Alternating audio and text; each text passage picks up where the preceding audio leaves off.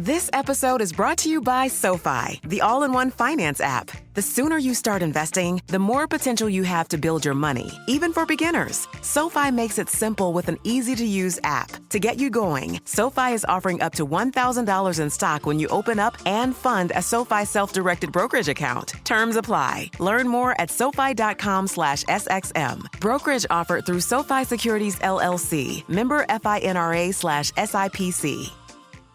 Adobe Firefly is the all-in-one creative studio with AI-powered image and video editing for today's creative process. Built for creators of every kind, Firefly helps you generate, edit, and experiment fast. Because the asks aren't getting smaller, the budgets aren't getting bigger, and the timelines, oh yeah, still tight. With all the best creative AI models in one place, Firefly brings your ideas to life. Unlock a better way to make with Adobe Firefly. Courage. I learned it from my adoptive mom. Hold my hand. You hold my hand. Learn about adopting a teen from foster care at adoptuskids.org. You can't imagine the reward. Brought to you by Adopt US Kids, the U.S. Department of Health and Human Services, and the Ad Council. Hey, weirdos, I'm Ash. And I'm Alaina. And this is Morbid.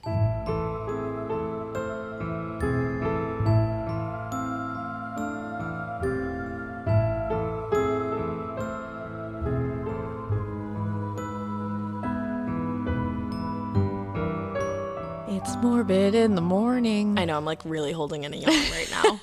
You were like ready, and I was like, yeah, go, let's do this. It was like Billy and Stu. I was like, hit me. And I did. You did. I did. Can you keep talking for a minute? So you can yawn. Hello, guys. I don't think we have a whole lot of business to attend to. I think the only thing we wanted to mention was we were supposed to have our Wilbur show like a couple days ago, and that's really sad, but yeah, that was gonna be, everyone's like tagging us in all these tweets that you don't know about. But you made like a brief appearance back. I do, but I don't look at anything. Like I've made a very like, you're just tweeting and like scrolling through the timeline. I tweet that I leave. They leave, so I don't see anything. People are tagging us and being like, oh, I'm listening to like old episodes and you guys sound so hopeful, and I'm like, yeah, that's gone. No, I'm no longer hopeful. Well, we're working on rescheduling the Wilbur. Yeah. We will let you know any updates as they come along, but we're just being, everything's being super cautious. We're trying to be like, we never want to, like we've said before, encourage everybody to gather before it's safe. So we'll let you guys know when we finally decide that that's a good idea, and we'll get it rolling again. Yeah. And I promise we will. It's definitely going to happen, because trust me, we want to so badly. Oh my God, so bad. And we'll make it worth your while. We will. We've been like talking about different things we can do to like spice up our lives. We're very excited. So just keep an ear out and an eye out for that. But other than that, I think we can just jump right into it. Let's get right into it. I'm going to do this crazy case that I heard when I first got into true crime. I want to say it was either My Favorite Murder or And That's Why We Drink that I heard this case on, and I was like, OMG. Ooh, and you know what? You were mentioning a little bit about this to me. Yeah. And I can't remember. I don't know if I know this case. No? Which is shocking. I know, it's funny because this is like a pretty big case, and it was like moderately recently. So let's get into it. Let's do this. Kenia Monge was originally from Honduras, actually. Mm-hmm. She was 12 years old when she moved to America. And her mom, Maria, was able to move here first. And she met a man named Tony Lee. And they like fell in love together and had 2 more children. So when Kenia was able to join them, she was already a big sister. I feel like you like are walking into this and you're like, okay, like, was she like happy about this? Like, because I feel like typically you would assume that a 12-year-old girl with so much change going on around her would push back against it. Yeah. And like not get along with her stepdad probably. But for this family, that was not the case at all. Oh, that makes me happy. Yeah, Tony explained to Kenia when she moved that like, hey, I'm your stepdad and like you're my stepdaughter, just like explaining the situation. But she stopped him and she said, you're my father and I'm your daughter. Oh, I love that. Yeah, and they like had a bond from like the second she got here. See, and that was so good of him to not like push that idea on her, like just kind of let her come to that. Exactly. Like instead of being like, I'm your dad now, you know, and like she would be was like, no. But she was like, no, you are. Like, I love you. Oh, I love that. Yeah. And her mom was like so excited for her to get to America. Like she set up her whole room. It was like all pink and everything. Like, and all she would talk about would be like, oh my God, like Kenya's coming soon. Like Kenya's coming soon. Oh, I love this. I love when like a blended family blends so well. I know. I always love those stories. So Tony and Maria remember like how girly Kenia was. Like I said, her whole room was like pink. She loved makeup. She loved the color pink. She was really like a leader too. Somebody that wanted to make something of herself. Like, she was determined. I love that. And she had thoughts of becoming a producer or a director, like going to college for that. Yeah. And Tony said, quote, I often think about where that would have went if it hadn't been cut short. She'd be doing something. That's just the way she was. She'd be doing something. Oh. So she was somebody that like definitely had these like cards laid out where she was going to make something of herself. Yeah, you could tell she was on the right trajectory. She really was. So Kenia was 19 years old when she went missing. It was April 1st, 2011. She and her friends headed out for a night in what they called Lodo, which was lower downtown. And it was in Denver, which like I've been to lower downtown in Denver. It's like where all the bars and the nightclubs are. It's like a wicked fun time if you're 21. And Tony didn't know it, but Maria and Kenya's little sister Kim knew that just as hardworking and determined as Kenia was, she also liked to let loose and go out partying with her friends. She worked hard, she partied hard. Hell yeah. They all had fake IDs to get them into the clubs, and they just wanted to dance, you know, probably get a couple of drinks and just have a good time. But they all knew that they needed to stick together, and that's what they'd always done before. Like, never let anyone get left behind. Like, always have a buddy. Like, they were smart about it. Yeah. But this particular night, they wanted to get into this particular bar called Lavish. But Kenia and these two other girls that she was with, they weren't able to get into the club because the bouncer spotted the fakes. Of course. So they're like, okay, we'll try to get into like this other club. Okay. So Kenia had a usual group of friends that she would go out with. And the two girls that she ended up with, she actually didn't really know that well. Like, she wasn't super close with them. Oh, okay. But she wasn't going to let that ruin her night. And she kind of seemed like someone who could just like adapt and like just like be friends with you on the fly if like she needed to. Yeah. So she and her acquaintances just headed to a different spot. And these two girls said that Kenia, as soon as they got there, like they kind of sat down at this table. She left her purse and her cell phone on the table and headed to the dance floor. And she was dancing with like this random guy that they didn't know until about 1 a.m. Okay. And everyone was like, okay. But like I said, she left her purse and cell phone at the table with them. And then suddenly she just disappeared and nobody knew where she was. Oh, panic. Mm-hmm. Now, Janet Gomez was Kenya's best friend, and she'd been worried about Kenia and trying to get in touch with her all night because she knew that, like, she didn't really know these girls well, and she was like, I just hope that she's having a good time. Like, yeah. And she said that whenever they went out, Kenia would call her the next morning, and they'd just kind of, like, talk about the shenanigans of the night before. Yeah. But that morning, Kenia didn't call. So one of the friends that she had been with called and asked Janet, hey, are you with Kenia? And Kenia was like, no, I thought you were with her. Or like, Janet was like... No, yeah, sorry, Janet was like, I thought you were with her. Like, oh, no. So obviously something was wrong. Now, at this point, all of Kenia's friends are calling her, texting her. She had a boyfriend. He was trying to get in touch with her. He was the one that ended up calling her sister and, like, being like, your sister's missing. Like, you haven't heard from her? And the sister's obviously like, no.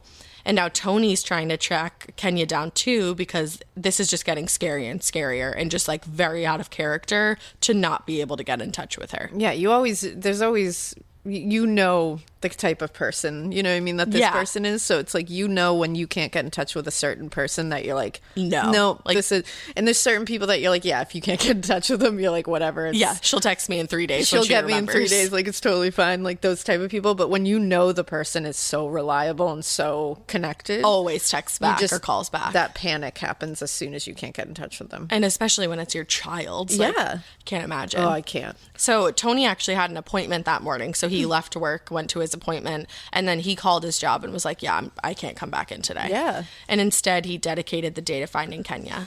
At one point or another, the girls that she had been with the previous night, they stopped by to give her parents her phone and her purse.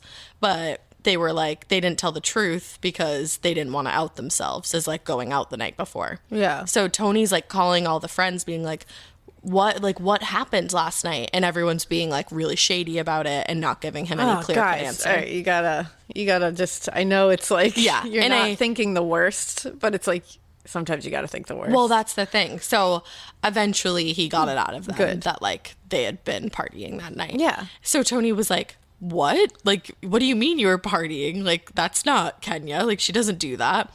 So he talked to Maria, her mother, and Kim, and they were like, yeah, like Kenya's been doing this for a little while. Like we know that she has like a fake ID. Poor dad. So he was pissed at first. He was like, I didn't know anything about this. But then I was watching like some interviews with him on like Oxygen and Dateline and stuff. And at some point or another, he was like, honestly, I was doing the same thing when I was her Which age. is probably why he was so pissed. Because you always get pissed probably when your kid does what you did. Oh, yeah, 100%. Because you're like, no, you're supposed to know better than me. Right, exactly. Yeah. But, you know, this was just like one of those like coming of age things. Because it wasn't like she was partying and ignoring her responsibilities. She was focused and determined at the same time and also having a little teenage fun. She was 19. Yeah. And that's like you're 19. This is a very normal... Yeah, like it's just for a parent, not fun. Yeah.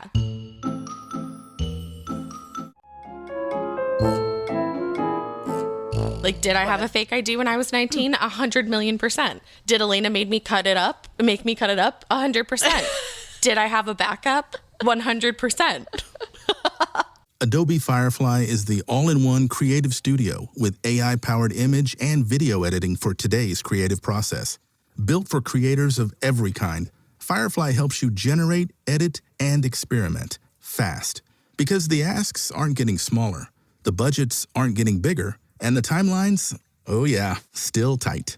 With all the best creative AI models in one place, Firefly brings your ideas to life. Unlock a better way to make with Adobe Firefly. Courage. I learned it from my adoptive mom. Hold my hand. You hold my hand. Learn about adopting a teen from foster care at adoptuskids.org. You can't imagine the reward. Brought to you by Adopt US Kids, the U.S. Department of Health and Human Services, and the Ad Council. So I get this, you know? I never got a fake ID. That's so funny. I never had one. I mean, mine never really worked anywhere. I think I was just like excited to have one. You just wanted to have one. I also like never needed one really because we didn't really try to get in anywhere other than like comedy clubs with our fakes. And my dumb butt had one from Rhode Island, which was where we would go to comedy clubs. So they'd be like, "That's not a real ID." Like that's no. But anyways. The whole day went by. Nothing of substance really came through. The family contacted the police, but at that point they were like, it's too soon to really like actually go full-fledged missing person on this because she hasn't been missing that long.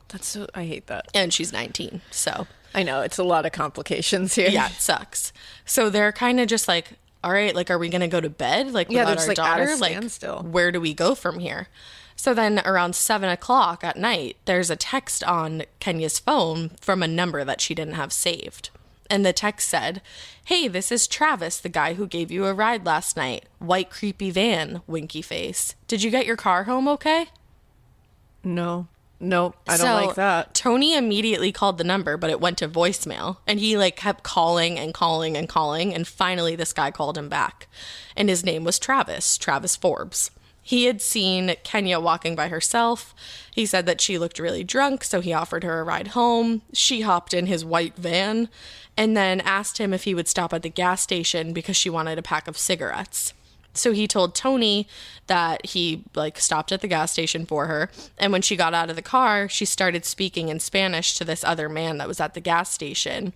And then they linked arm in arm and walked away into the night. And she told him like, I don't need a ride anymore.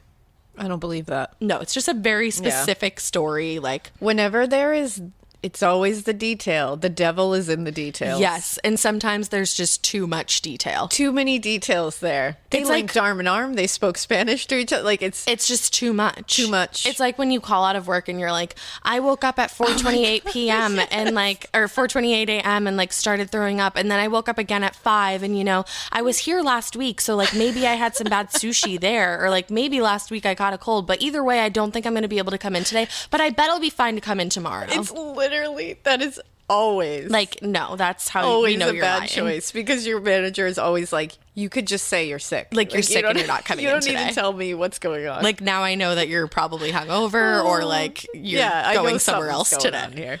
Yeah, it's So- always, whenever somebody gives that much detail, you at least Question. in these instances, I feel like you always have to question a little bit. Yeah, and be for like, sure. Because who remembers that much? Well, too? that's the even thing. the night before. I don't remember that much detail of things. No, I was literally with your ass last night and I don't remember Exactly, like much I of don't it. remember. No. So yeah, that's I already barely- shady. I barely know what I had for breakfast like the same day. Literally. Like at dinner time, if you were like, "What'd you have for breakfast today?" I'd be like, Yeah, because you really, like, we think of these things where people will be like, yeah, I don't remember, and you're like, you don't remember. In these cases, we're always like, what? Yeah, right. But then we immediately are like, yeah, you know what? I don't remember what I did last week. Yeah, So, and like- especially when you add like a high pressure situation to it, you're like, it And- makes sense that you don't remember. and when you're not, like, if he was really telling the truth Mm-hmm. and he just dropped this girl off, what would like, compel him to remember all these details? Because nothing Right. weird is happening. So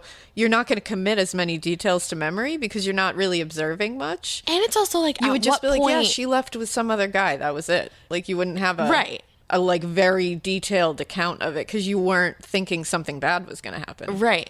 And then the weird thing to me was I was like, at what point did he get her phone number? Yeah. Because he did get her phone number because remember her friends had her phone. Yeah. But I'm like, did he? And obviously he's texting her phone. So I it's don't know. like- I'm like, did she give it to him? Like, I feel like she didn't. Like, I don't know if he just like looked it up or like, Yeah. but then it's like that's- 2011. Like I don't know. that's very interesting, actually. Isn't it?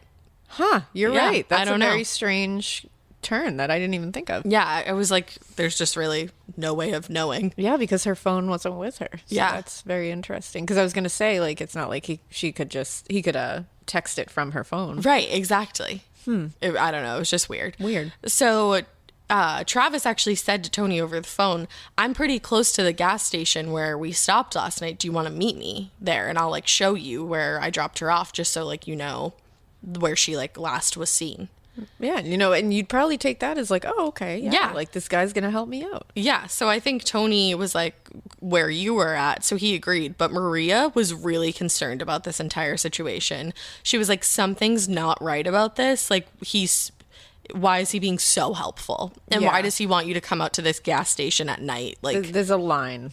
There's It's always weird. a line. But it's hard to tell in the moment. and it's hard to tell like a father, like, no, don't go Of course. track down your, like, the last place your kid was. And he's just looking for any help he can right now. And this Anything. guy seems like he wants to help. Right. So she couldn't stop him.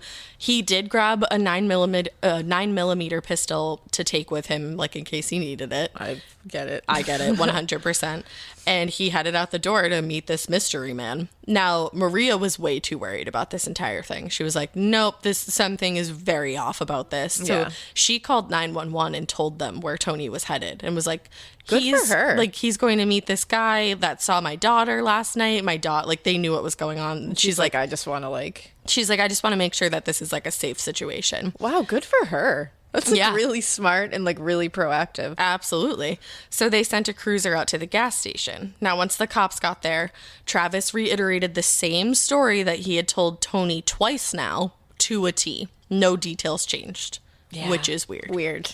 And the cops for sure thought even like not only the fact that the story didn't change, but just the story itself, they were like, that's weird. Like, Yeah. But like, you can't hold somebody for being weird. So No, yeah, yeah, you can. So it's a good thing and a bad thing. yeah. So they were like, okay, so like, we're going to keep an eye on this guy and like, see if he does anything else that's weird that like maybe we could get him on. Yeah. But right now, there's nothing we can do. So they're wrapping things up, and Travis says to Tony, quote, I wish I could have done more. I promised I would take care of her. I feel responsible for this. And he's saying this to Tony while he's like crying. No. Tony's like, he was crying and it was weird.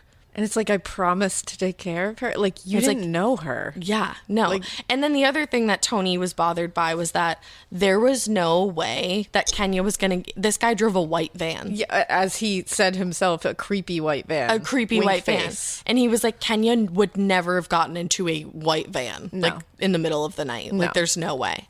No, So- not many of us would. No. So Tony was like, you know what? Like, thanks for your help. And he goes to shake Travis's hand.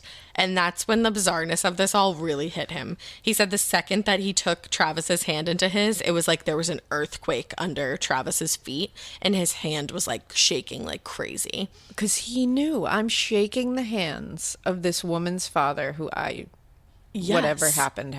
Well, and it's so funny that you say that because Tony shook his hand and then later said, quote, I knew I was shaking the hand of the last person that's seen Kenia alive. There was no doubt in my mind. Oh, no father. It's no like father should ever have to feel that. And it's just like, that is just human instinct. Like, oh yeah, you know. Father's instinct. Yeah. It's just like, I think that a lot of parents are very in tune with their children. And even like step parent or not. Yeah. He was her father. You know what I mean? Like he stepped in and was her father. Right. And it's like, you have a bond with a child like that. I feel like you can sniff out a bad situation. Yeah, you get those like spidey senses, parent senses. No, you definitely do. Guardian senses. Like if you love a child, I don't even think it's just parents. No, you know, because I feel that way too. Like I was gonna say, because you probably feel that way with about the your girls. Like I think I forget what we were talking about the other day, but it's like I can tell if like something's off with one of them. Oh yeah, like you can definitely tell. Yeah. So the police were able to look up Travis back at the station, and he had a pretty significant rap sheet. It was mostly just for drugs and domestic violence, unfortunately. But they wanted to find out more about this guy, and they found out that he was renting space at a local bakery where he made his gluten-free granola bars. Okay. This guy we love an earthy, crunchy criminal. I mean, I love a granola bar. Yeah. So I also love gluten. So like I was gonna say, but I really love gluten. So I mean, some people can't love gluten. So. Yeah, and I'm sorry about that because oh man, celiac disease sounds terrible. Celiac if you have disease that, is my heart is with you because holy, it's like it can be like debilitating. Yeah, it's not just you get sick. It's like no, it's like yeah. So I mean, I have like stomach problems just like in general, but to all my celiac people, we feel for you. We love you. Ooh. But so they head out to the bakery where you guys probably wouldn't be to ask him some questions. And he gave them the exact same story that he'd perfected by this point. Nothing wavered. Nothing wavered. This is not right. Now, something that they noticed about him, though, was that he was a talker. And he definitely was the kind of guy that loved to play hero. He said, quote, if she made the choice to go back home or to get in my van, I would have taken her home. And if I felt a weirdness about her walking off with that guy, I would have done something. No, you wouldn't. And it's like, then why didn't you? Like, he looks like someone who I just looked him up because I always have to see. He has such a punchable face. He has one of those faces that he's like, here I am to save the day. Yeah, like he just looks I'm a great guy. Yeah. Yeah.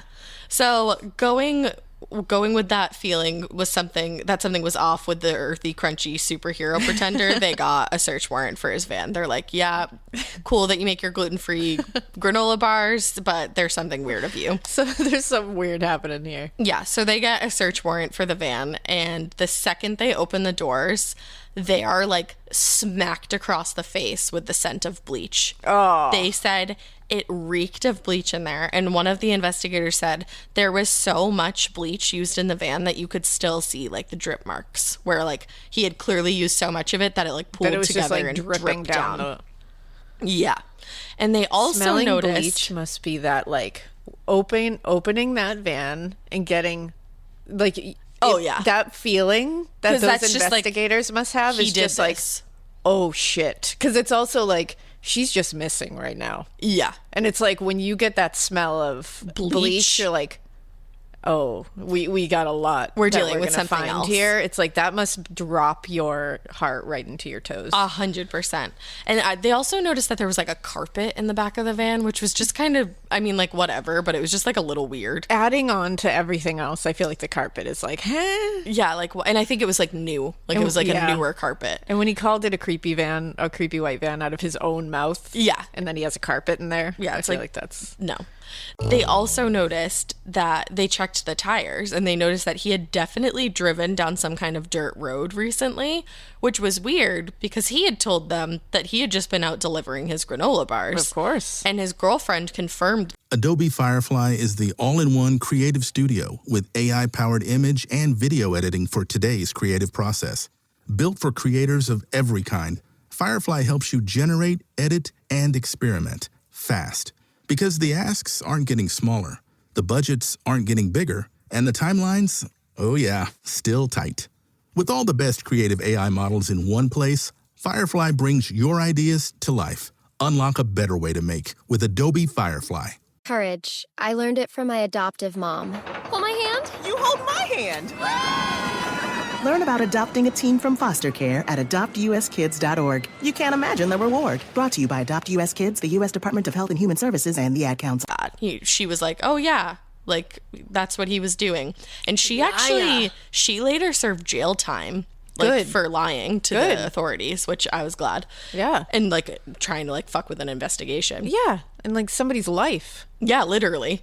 So, but the even weirder thing was that his cell phone pinged a tower near Keensburg, which is about 30 miles east of Denver, and not on the delivery route that he gave to the police. Like, it was not his delivery route. You're like, where were you delivering And granola 30 bars? miles is like... It's quite a bit of miles. It's about an hour away, I would say. It's definitely a good little detour. Yeah, I think when I looked it up, it was like 45 minutes to an hour away from Denver.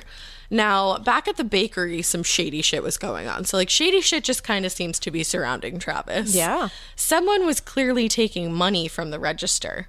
So, the owner of the bakery, Monica Poole, went to her office to check the surveillance tapes. But someone had unplugged them. Huh. So, she was like...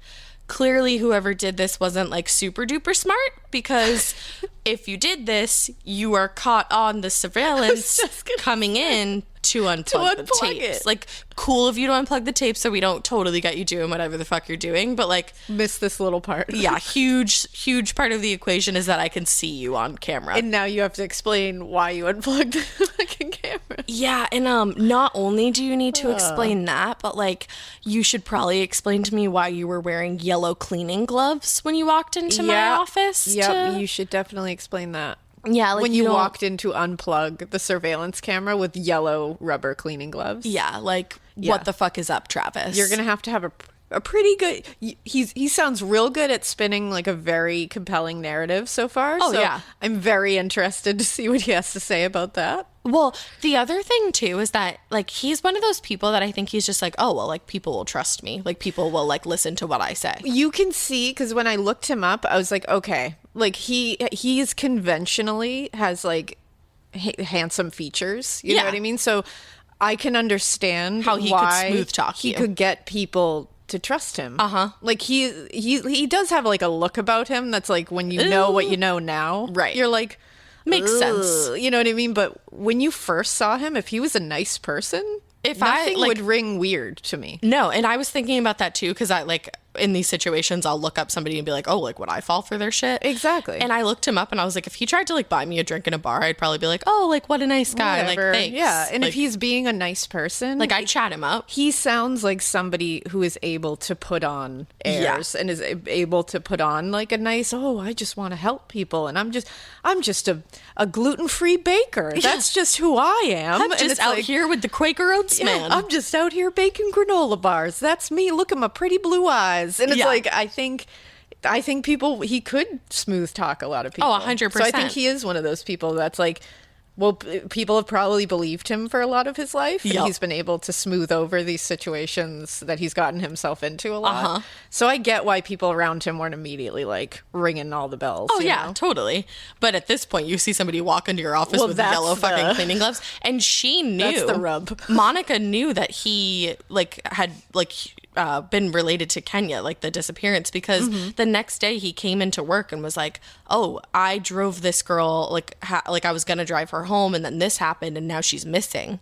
And the lady was like, oh, like that's weird, but like she didn't think like, oh, you fucking killed her. Like, yeah, because again, she was think like, about it. Oh, but then she sees him with yellow gloves, and I have to applaud her. She called the police right away. She didn't even ask him. She was like, nope, bye. Good for her. Because it's like that brings it to a whole different level. Oh, 100%. That's a weird thing. So the cops come and they go find more surveillance because they're like all of the stuff that he unplugged, there was other surveillance in different parts of the bakery. It's not just all in one place. Yeah, it's not just like whoop. It's not just like whoop. Yeah, it doesn't shut the whole system down. System. Like some of the cameras are on other systems. Of course. So luckily, he didn't get those ones turned off because the cops found surveillance of him in a different part of the bakery with his granola cooler. Which is like... His granola cooler. No, I'm dead serious. Like you just have a granola cooler? I mean, like as one does. If you are a granola baker, I imagine you do. How could you not? It just sounds silly. It sounds ridiculous. Now, that would be one thing because like he's a granola baker. He has a granola cooler. Cool. Yeah.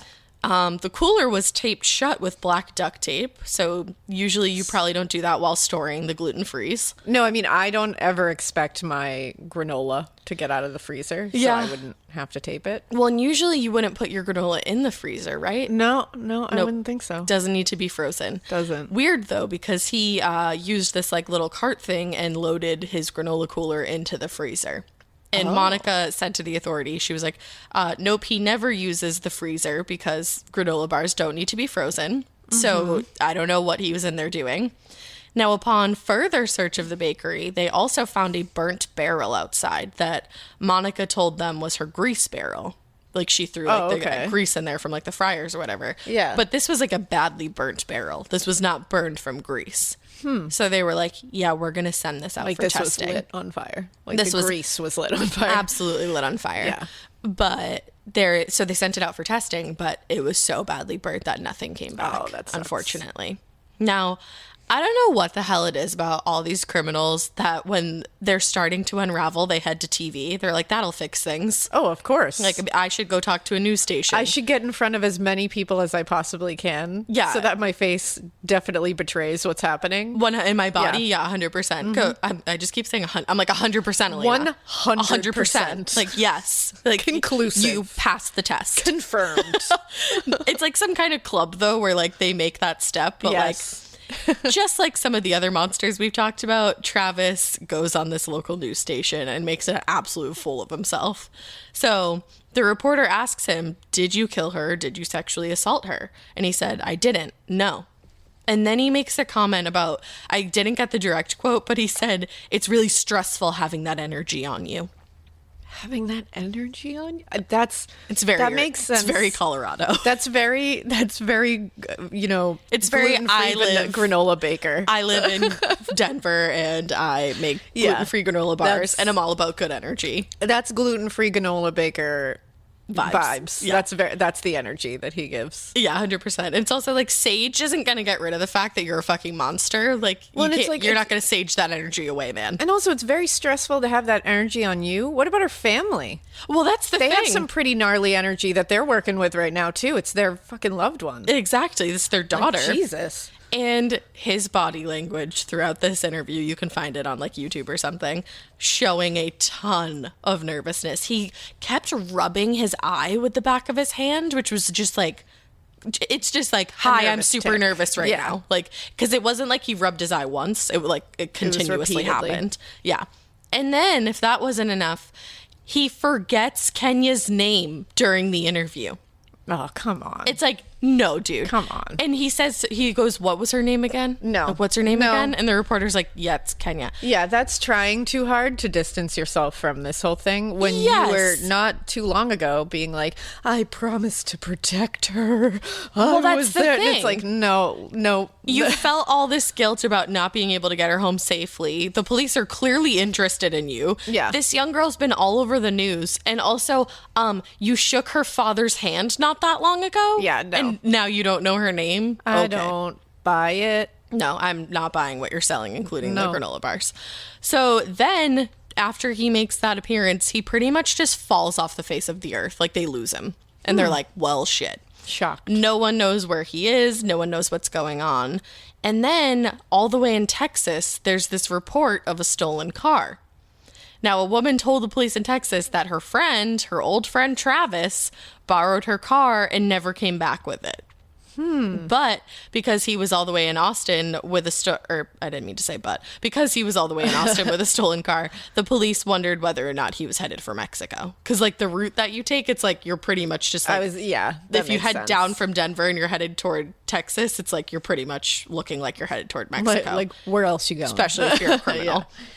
Now, they were like, especially if you're a granola baker, you know, where else are you going? Obviously. Come on. Like, gotta make the business worldwide. So at that point, he's a flight risk. So they're like, yep, we're going to arrest you. We're going to extradite you back to Colorado. They had him booked. They get a warrant for his DNA. They're able to get his DNA. They're on it. Yes. They are on it. Unfortunately, though, they are on it.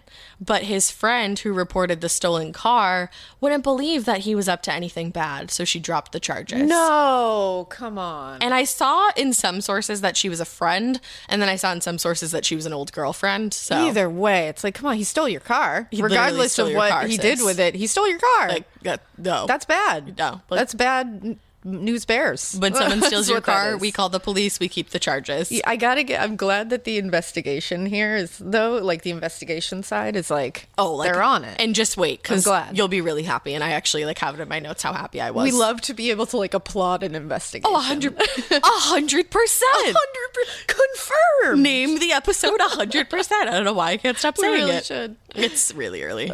And I couldn't have coffee because That's all I got. I have heartburn. LOL. Not pregnant. So with that, he was free to go, but they were not going to let him disappear like that again. They were keeping surveillance on him for as long as they were able to, but he wasn't doing anything because he probably knew that they were keeping surveillance on him. So he's keeping a low profile, if you will.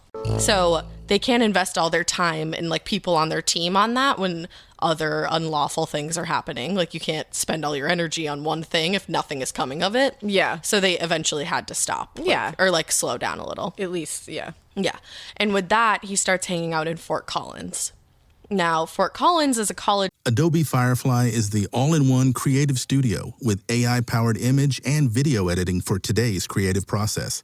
Built for creators of every kind, Firefly helps you generate, edit, and experiment fast. Because the asks aren't getting smaller, the budgets aren't getting bigger, and the timelines, oh yeah, still tight. With all the best creative AI models in one place, Firefly brings your ideas to life. Unlock a better way to make with Adobe Firefly. Town in Colorado, similar to the downtown area in Denver where Kenia went missing. Okay. In 2018, it was actually named the second safest city in Colorado. Wow. But then when I Googled it again, like different Google searches showed different things. It said it wasn't super safe. Oh, all right. Yeah, it was conflicting. But July 4th is a busy time in any American city with all the fireworks and the celebrating going on. It's like a huge, crazy time. And especially in Fort Collins with all the college kids roaming around, it's like a good time. Mm-hmm. Now, the morning of July 5th, 2011, put a quick stop to all the previous days celebrating. Uh-oh. A young woman named Lydia Tillman's apartment was absolutely engulfed in flames. Now, Lydia escaped the fire by jumping out of a second-story window. Damn. Yeah. But this wasn't a freak accident because whoever set this fire was the same person who raped Lydia, savagely beat her, left her with a shattered jaw, a broken wrist, broken ribs, and then doused not only her apartment, but her body in bleach, set a match, and walked away. And in bleach. Bleach. Uh-huh. Wow. So when the ambulance, now this is like the biggest bad bitch energy that anyone has ever brought to the world. When the ambulance arrived on scene, Lydia, who suffered all those injuries and, like I said, jumped out of a fucking 2-story window, got up and ran into the ambulance. Wow. Yes. And they asked her if she knew the person who had done all of this to her, and she was able to tell them, no, no, no, no, no. But then as soon as she was like settled in the ambulance, she had a massive stroke. And as soon as she got to the hospital, she was put into a medically induced coma. Oh my God. And she spent the next 5 weeks in that coma. Holy shit. Yes. However, they were able to get DNA from underneath her fingernails. Yes. Because she desperately fought off her attacker. Hell yes. And they sent it out for testing. Wow. Now, like I said a couple minutes ago, this is one of those cases where you get super happy that the police departments are able to work together because you said it, bleach. Yeah. The investigators in Fort Collins remembered that a huge part of the Kenia Monge case was the overwhelming smell of bleach in the van. And in Lydia's case, bleach played a massive role as well. Yeah. So the investigators were able to connect with one another, and they together were almost positive that Travis Forbes was responsible for not only Kenia's disappearance at this time, but also the Lydia Tillman assault. Jesus. Not even assault, attempted murder. Attempted murder, and yeah. Yeah. And this is him laying low? Oh, no, that was before. He was laying low for like a couple months. But that's what I mean. It's like, Jesus. I think it was about 5 weeks after the attack. That's insane, Or though. the attack happened 5 weeks after. You have all this stuff on you about the Kenia case. And you're you gonna know go you and did do it. this? You know they're going to catch you. And you do this shit? Well, that's the thing. And you light an apartment on fire? But and that's somebody the thing. in? Like, it's whoa. like these criminals That's compulsive. just think that they are so much smarter. They do. And you're not going to leave anything behind. And it's like, he didn't think that she was as strong as she was and going to jump out the window. That's what it is. He thought he left her for dead. They don't think they're victim. They underestimate their victims. Mm-hmm. So hard. And Lydia So hard. Tillman was like is an amazing woman. She was a sommelier. Oh, fuck. Like, she was super talented, like, very well established. That's like, what it is. Super intelligent. These dumbasses underestimate their victims. Oh, 100%. They 100% do. Every time. 100%. 100%. 100%. So, yeah, that's going on. So they start keeping tabs on Travis again. They're like, yeah, let's go check out at Fort Collins. And sure enough, he's there.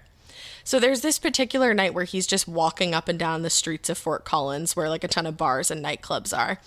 And it seemed like he was on the prowl, like he was hunting. Oh my God. And the weird thing was that he was just like holding a bottle of whiskey walking up and down the street, but not going into any of the buildings. Very chill. Like super weird. Very casual. So an officer just decided, he was like, I'm going to stop him and I'll ask what his name is. Like, you know. Just to see. What's up? So Travis Kennedy was the name he gave, which to jury says that's a lie. I was going to say. Survey says that's a lie. Let's just go back real quick. That's not his name. No, that's not my name. That's not it. So the officer lets him go. He's like, all right, like, thanks. Bye, Like, have a Travis good night. Kennedy. Have a good day. But then they realize that he's trailing this young girl who appears to be pretty drunk. So they snag him and they arrest him for false reporting. Because they're like, he was literally about to do this right again in front of us. He was going to do it like he got stopped by a cop and he was like, yeah, that's fine. So ballsy. So ballsy. It's just so like delusional. Oh, I mean, look at Ed Kemper. He got stopped by the cops and he had a fucking body in his backseat. Yeah, they think they can do it. It's Yeah. insane, that mindset. Sometimes they do get away with it, That's unfortunately. what's sad. So the other unfortunate thing is that they couldn't keep him in long once they got him because false reporting is not exactly murder. So this just, everything came together to work out because literal minutes before he was going to be released on bond, the lab where the DNA found underneath Lydia's fingernails was that's like the lab where they were sent out. As soon as he was about to be released on bail, they get a call from the lab. And sure enough, the DNA is a match to Travis Forbes. I was literally staring at you like, don't you dare tell me this Yes. isn't. Oh my God. Isn't that nuts? So literally he's about to be released and they're like, yup, like 100% he attacked Lydia Tillman. That's movie shit. Like as he's about to be released, they're like, ding, ding, ding. Hello. They take the phone call and they're looking at him through the glass. Right. Talking on the phone and then they just hang up the phone. And I That's just what love that see. he probably thought he was leaving. Like he was like, oh, Yes. like he probably was like, oh, they thought they got me again. Yeah, I'm going to leave. And they're like, oh, get ready to get going, Travis. Yeah. And then they're like, Travis, You're going to be staying a little longer. you are under arrest for the attempted murder of Lydia Tillman. Yes. And he's like, well, shit. Well, shite. So when word got back to Kenya's family, Tony said, quote, tell him we got just one question. Where is Kenia? Yes, that's what I want to know. Now, Tony called the DA and he was like, make a fucking deal with him. Like, make a deal with him. Tony. He was like, I don't care what kind of charge he gets. He was like, I don't care if it's manslaughter. I need to know where my daughter is and what 100%. happened to my daughter. That like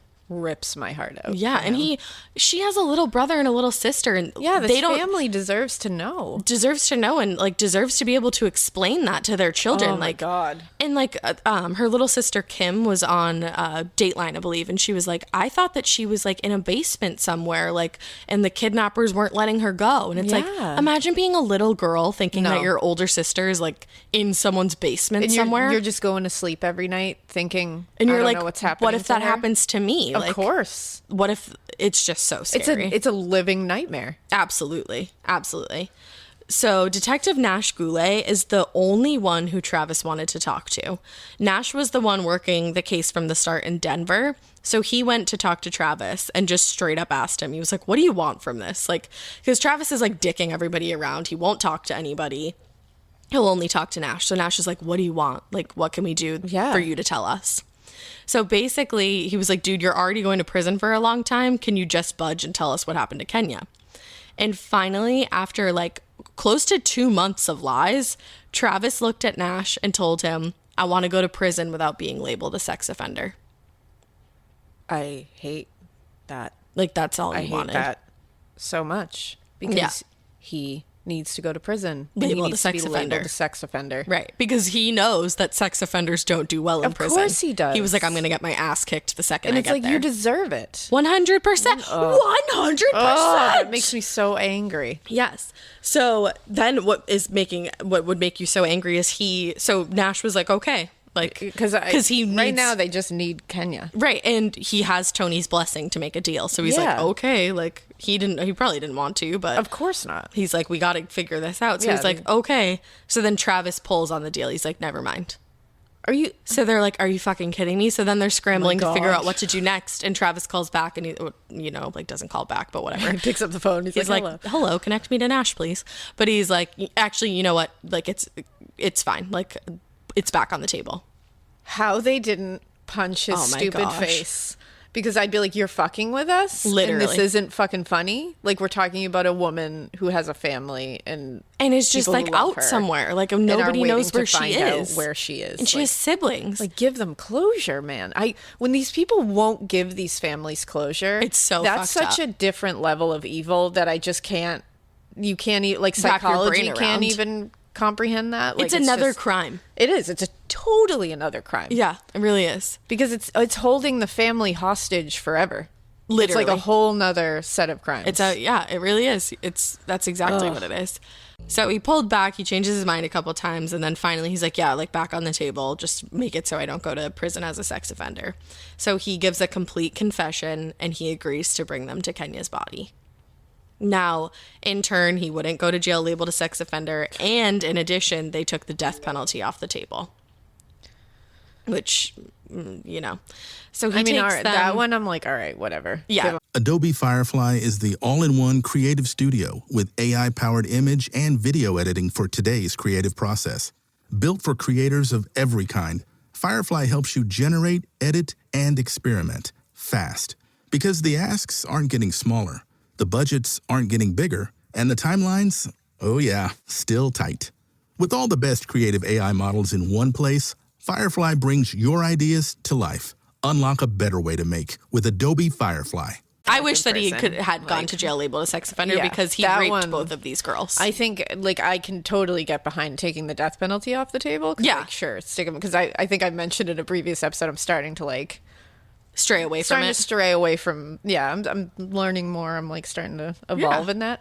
I'm still a little bit in a gray area, but I tilt more towards I'm against it now. Really? Yeah, I'm like tilting more into that. I think it's doing this podcast has kind of like helped me. I could see that. I'm still very much in the middle. I definitely am like not fully, but I'm leaning more towards against, and so I can like get behind taking that off the table. That's the thing with certain people. I can definitely get behind taking it off the table. It's an emotionally charged thing, which I think has made me think more that it's probably not a good thing.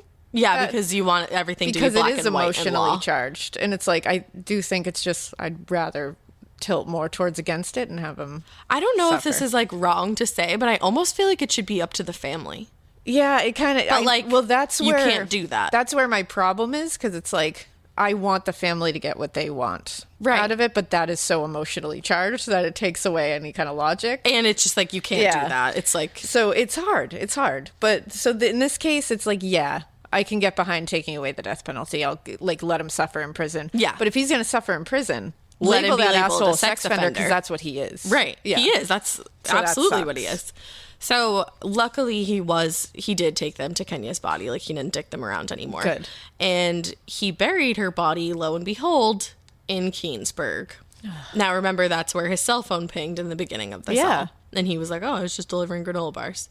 Now this is just like spine chilling, like just bizarre. He gets out of the cop car, and there's like a couple investigators there with him, and he steps out, and before he points them in the direction of where he buried her, he lets out like one of the investigators described it as like an animalistic like scream. What? He gets out and screams, and they're basically like in the middle of nowhere. Oh. And then he just points them in the direction of where she was gets buried. out and screams and then points where she is? Yes. Oh my, like that's... It's like the end of like a freaking Criminal Minds episode. That's really... It's just... uncomfortable. I don't like that at all. That's unsettling. It's just bizarre. That's like very there's unsettling. no other way to describe that than just fucking bizarre. What the fuck? It's so strange. That's performance. Oh, that's what absolutely that is. performance. It's 100% performance. He it's him is. acting like, you can tell he loves the theater. Because for him to get out and do that, that's him acting like, I'm just so upset. I'm so overwhelmed being here. I have here. to let out this emotion. And it's like, no, you don't have a fucking drip of emotion in you, bro. And the weird thing was, like, one of the investigators was sitting in the back with him, and she had like a cast on her foot, and he was like talking to her about it and like asking her like how she got the injury and stuff, and just being like super normal. And then the closer and closer they got to the area he was taking them, he got super quiet. So this guy was like chatting it up in the car, then gets quiet, then gets out and doesn't speak and just lets out a scream. Yeah, like he was building it up. Can you imagine being there for that? Ugh. So he later told Detective Nash Goulet, quote, I killed her. I did not mean to kill her. I didn't pull over to rape her. But it's like, yes, you did. Yeah, you did do these things. Like, stop pretend. I hate that whole, like, I didn't intend for this to happen, but it happened. You did it.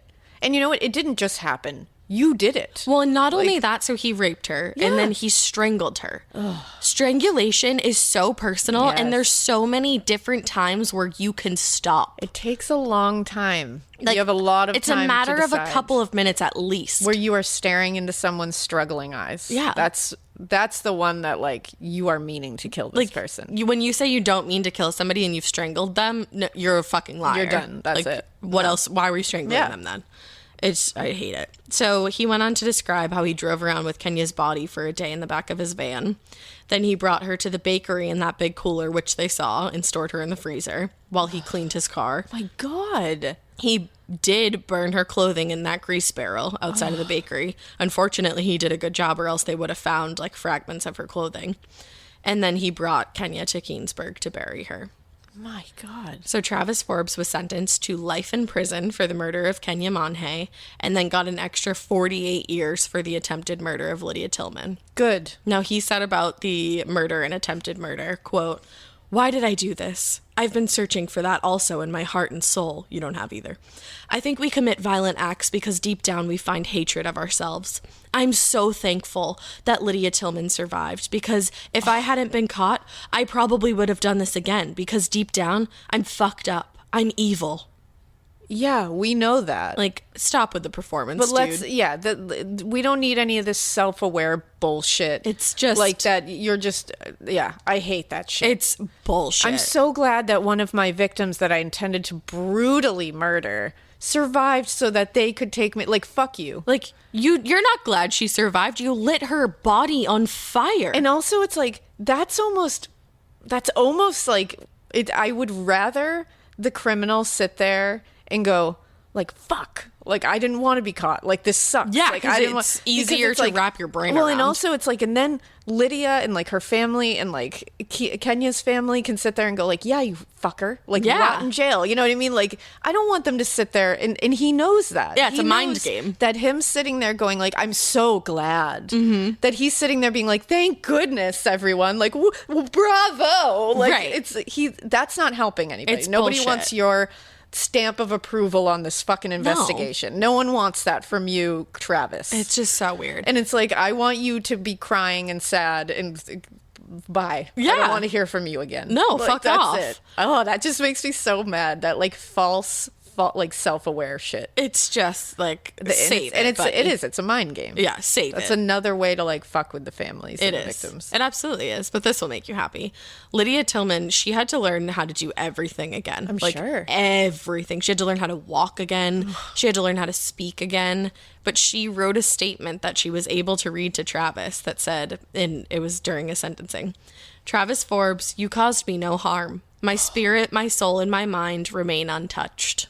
Yes, Lydia. I just got chills even reading that. God. And Lydia's doctor says that she has the determination and the tenacity to make a full recovery. When Hell yes, Lydia. nobody expected her to. She spent 5 weeks in a coma. Lydia. Yes. Yes. Now she now lives by a motto that doubles as an acronym for her name. Live your days inspired anew. Okay, I can't. And I can't. there's a whole Dateline about this, and she has like a bracelet that says it, like a green little, almost like a Livestrong bracelet, and she gave Keith Morrison one of them. Oh my God, And I was love like, it. and he like loved it. I was like, love that. this was everything I needed. Thank you. Now, once Kenya's body was recovered, her family was able to have a proper funeral and lay her to rest. That's so horrific. During her funeral, guests were asked to wear black and pink, being that those were her favorite colors. And the guests who attended read letters to her. And this, it's hard to read. Her little sister Kim wrote to her, I'm not saying goodbye. I'm saying see you later. I'll see you when God calls me home with you. This is really hard to read. I don't quite understand why you had to leave us all so soon, but God has a purpose. God always has a purpose. I'm not going to look at this as a loss. I'm going to look at this as a gain. I've gained a guardian angel and one that I know I can trust. Rest in paradise, big sister. See you when it's my time. I love you, and you are always and definitely are missed. Oh, just like, oh. Now, Kenya's family also set up the Kenia Monge Foundation, and their mission is to, quote, honor her legacy. The Kenia Monge Foundation exists to provide women and children in Colorado with resources, education, and funding to engage in safe, healthy, and productive behaviors and activities in the community. In addition, the Kenia Monge Foundation will provide the families of victims of violent crimes and families of missing victims with the emotional, physical, and financial support that they need to survive the tragic event. Wow. Yeah. So it's like, it's always sad at the end and you're like, at least something came of it, but like, at least something came of all of this disaster.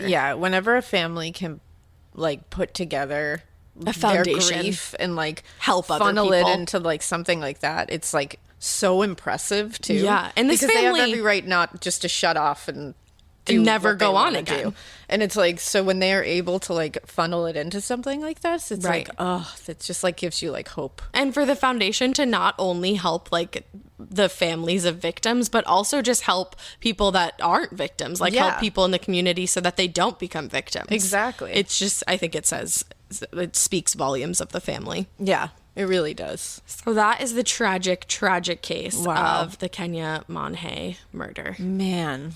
Rest in peace, Kenya. Absolutely. And Lydia Tillman, like, keep on being the baddest bitch alive. Like, she is so inspiring. And what, like, that case has such, like, lows and such highs. Oh, it definitely does. Oh, and I can't believe I just almost forgot to say this. I think I skipped over it.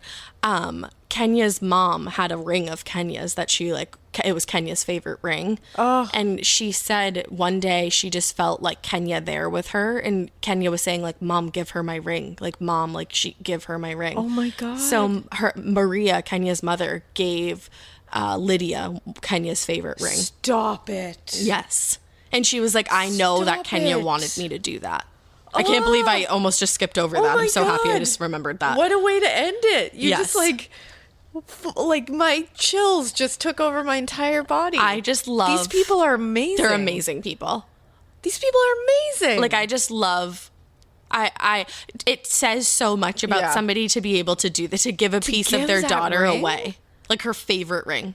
Oh. And I believe she was wearing it I literally can't... Like, I have no words. That is... Wow. And just the fact that she said, she was like, Kenya was with me. Like, Kenya was, like, compelling me to do that. Oh, my God. It's I just like, love that. Holy. That gives you like because Lydia Tillman really is the reason why Travis got caught. She truly is. So Like, it makes sense that like it's just this beautiful like a circle of yeah, just support. yeah, And just like wow, Yeah. wow. I'm just like amazed. right. And I'm so happy that he got life in prison, and it wasn't one of those things I where am like too. the attempted murder. Yeah, you know? I'm so glad because he got that this- 48 years for that. Thank goodness, because bye Travis. Just thank God he did like bring them to the body. I don't want to give him any credit, but it's like I'm glad though, he 'cause came around and was like, you know what, I'll do In it. some cases that never happens. Right. And I'm so glad that it happened in this case. I'm happy your family was able to lay her to rest properly. Wow. Yeah. You guys are amazing if you're out there. Ooh, Seriously, wow. like the most amazing people. All of you. So, damn. Yeah, so that was a tragic case. In the meantime, we hope you keep listening. And we hope you Keep it weird. But not so where they make granola bars and you don't have that as your only pastime, and you also use murder as a pastime, because you should really just stick to making granola bars and shut up. be a good Travis, not a bad Travis. Yeah.